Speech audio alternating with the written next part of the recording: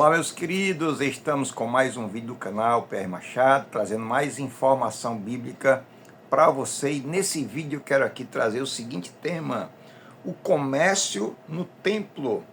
Por que Jesus se revoltou?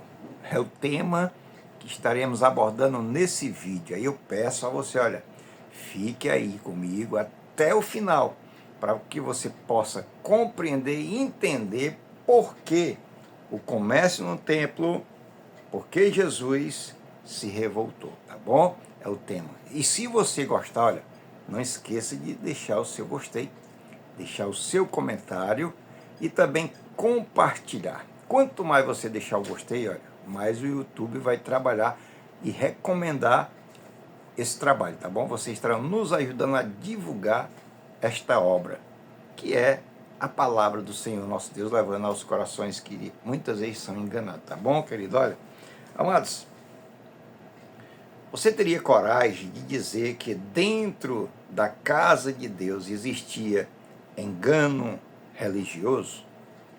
E mais, você sabia que pessoas sinceras eram impedidas de adorar ao Senhor porque líderes religiosos rejeitavam seus sacrifícios?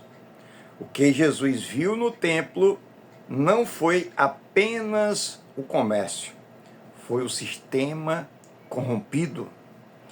E talvez isso ainda exista nos dias de hoje.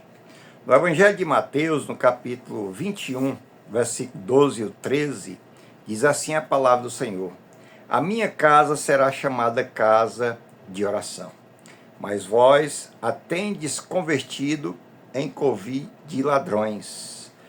Lá em Levítico, querido, no capítulo 22 e o versículo 20, diz assim a palavra de Deus: nenhuma coisa em que haja defeito oferecereis. Louvado seja o nome do Senhor. Queridos, Deus, ele exigia perfeição no sacrifício, mas o homem começou a usar isso como ferramenta de manipulação. Em segundo lugar, o sistema corrompido é o que eu quero parar aqui para trazer essa explicação. Preste muita atenção no que eu vou dizer, queridos. As pessoas vinham de longe, com muito esforço, trazendo o seu animal. Que tipo de animal era levado? Uma ovelha, uma pomba e até mesmo um boi. Porque Deus, ele, na época de Moisés, ele determinou que anualmente as pessoas oferecessem uma oferta pela culpa, pelo pecado. Aí os que tinham condição financeira para levar a ovelha, levava a ovelha, quem tinha uma condição melhor levava o boi, e os mais pobres levavam aqui um pombinho para apresentar no altar. Era o melhor que eles tinham, eles levavam. Mas ao chegar no templo, o que acontecia? Seu animal não serve. Isso era o que os sacerdotes diziam. Seu animal não serve, está magro, tem defeito. Olha o que você vai entender. Mesmo quando o animal não tinha, ou seja, porque todos que levavam sabiam que o animal tinha que ser perfeito, tinha que ser sem defeito e tinha que ser um animal gordo. E quando chegava lá, o sacerdote logo via defeito, claro que era a corrupção que ele estava fazendo, a lavagem, certo? Porque existia ali um esquema montado. Era um esquema que existia montado. Reprovava ali o animal da pessoa que levava. Obrigava ali a comprar outro dentro do templo.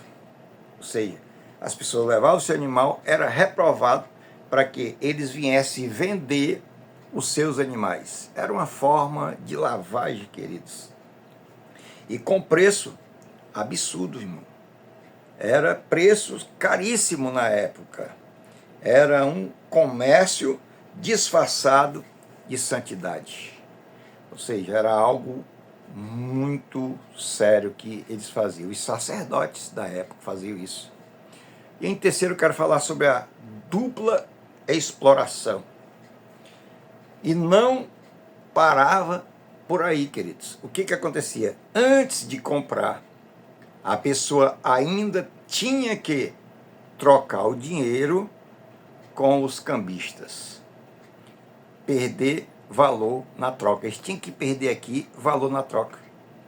Ou seja, a pessoa vinha para adorar e saía explorada, saía humilhada e também enganada. Era o que acontecia. Ou seja, era uma corrupção muito terrível. Isso na época de Jesus, queridos. Existiam pessoas que trabalhavam dessa forma. A exploração era muito grande só pelos valores. Não estou aqui falando aqui com respeito a dízimo e oferta, não. Porque dízimo e oferta está na Bíblia. Estou falando da exploração que se fazia, a corrupção que se fazia na época. Os sacerdotes que pegavam os animais, trocava os animais, fazia as pessoas trocar os animais, vender os animais, comprar os animais para depois oferecer a Deus, porque ele dizia, está reprovado, tem defeito, não serve para Deus, porque na Bíblia até diz que o animal tinha que ser perfeito, sem defeito e tinha que ser gordo, né, para apresentar ao Senhor Deus. E em quarto lugar, a indignação de Jesus. Agora dá para você entender o porquê que Jesus ficou indignado. Por que Jesus não ficou aqui em silêncio? Ele, agora dá para você compreender muito bem por que Jesus ficou ali.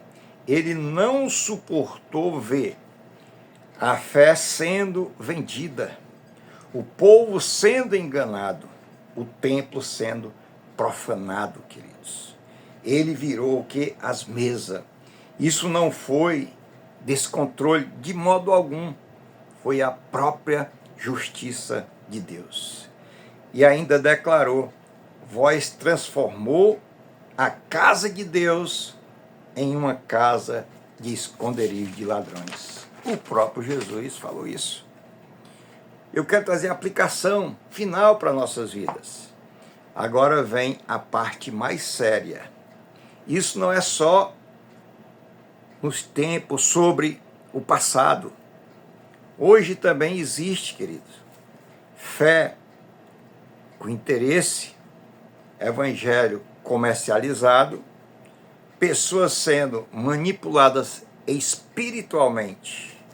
Mas deixa eu ir mais um pouco mais fundo.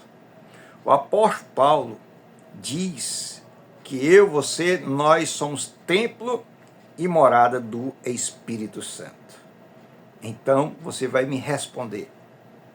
Existe algo dentro de você que não é verdadeiro diante de Deus? Uma fé de aparência, um coração dividido, um relacionamento com Deus baseado em troca? Será que está tendo essas coisas dentro de você, querido? Se tiver, pode ter certeza. As coisas não vai ficar muito bem para você. Da mesma forma que Jesus chega no templo e coloca tudo água abaixo, ou tudo de cabeça para baixo, porque causou ali no seu coração ao ver as pessoas sendo manipuladas, então Jesus ficou indignado com aquilo ali. Fé das pessoas sendo corrompida. Então, querido, para mim finalizar, Jesus ainda entra no templo, na sua vida, na nossa vida. E quando ele entra, ele limpa. Ele não negocia com o pecado. Ele não aceita mistura de modo algum. Ele quer um coração puro, como diz o salmista, né? Um coração puro, um coração limpo, verdadeiro, que o adore e que glorifique o seu grande e poderoso nome. Querido, se você gostar da mensagem, não esqueça de deixar aí o seu gostei, deixar o seu comentário e também compartilhar. Um abraço e até o próximo.